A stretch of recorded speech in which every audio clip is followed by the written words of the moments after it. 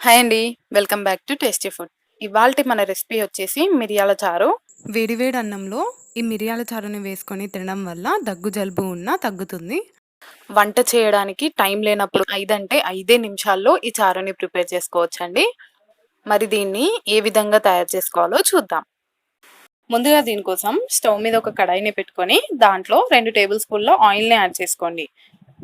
Oil కాస్త heat అయిన తర్వాత మంటని మీడియం ఫ్లేమ్‌లో పెట్టుకొని దీంట్లోకి హాఫ్ టేబుల్ స్పూన్ ఆవాలు, పావు టేబుల్ స్పూన్ పసుపు, 3, 4 ఎండుమిర్చిని తుంచుకొని వేసుకోండి. మీడియం ఫ్లేమ్ మీద వీటిని కాస్త ఫ్రై చేసుకోవాలి. ఇవి కాస్త వేగిన తర్వాత ఇప్పుడు దీంట్లోకి ఒక టమాటాల్ని చిన్న చిన్న ముక్కలుగా కట్ చేసుకొని వేసుకోండి. దీంట్లోనే రుచికి సరిపడినంత సాల్ట్‌ని వేసుకొని టమాటాలు మెత్తగా అయ్యేంత వరకు మగ్గించుకోవాలి. ఇలా టమాటాలు మెత్తగా అయిన తర్వాత ఇప్పుడు దీంట్లోకి 4, 5 కరివేపాకు రెమ్మలని కాడలతో సహా వేసుకోండి. ఇప్పుడు దీంట్లోకి చింతపండు రసాన్ని వేసుకోవాలి. ఒక పెద్ద నిమ్మకాయ సైజ్ అంతా చింతపండుని సుమారుగా 500 ml వాటర్‌లో నానబెట్టుకొని అందులో నుంచి గుజ్జు మొత్తాన్ని తీసేసుకొని ఆ రసాన్ని దీంట్లోకి వేసుకుంటున్నాను.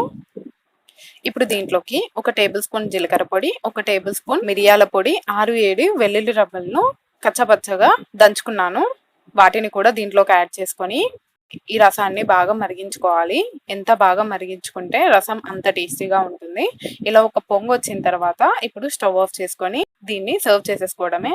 అంతేనండి, మిరియాల చారు రెడీ అయిపోయింది. చూసారు కదా ఎంత సింపుల్‌గా ప్రిపేర్ చేసుకోవచ్చో. టేస్ట్ కూడా చాలా బాగుంటుంది. టైం లేనప్పుడు ఇలా ఈజీగా ప్రిపేర్ చేసుకొని అన్ని తినేయొచ్చు. మరి ఈ రెసిపీ మీకు నచ్చినట్టయితే లైక్ చేయండి, షేర్ చేయండి. టేస్టీ ఫుడ్ ఛానల్‌ని సబ్స్క్రైబ్ చేసుకొని పక్కనే ఉండే బెల్ ఐకాన్ని క్లిక్ చేయండి.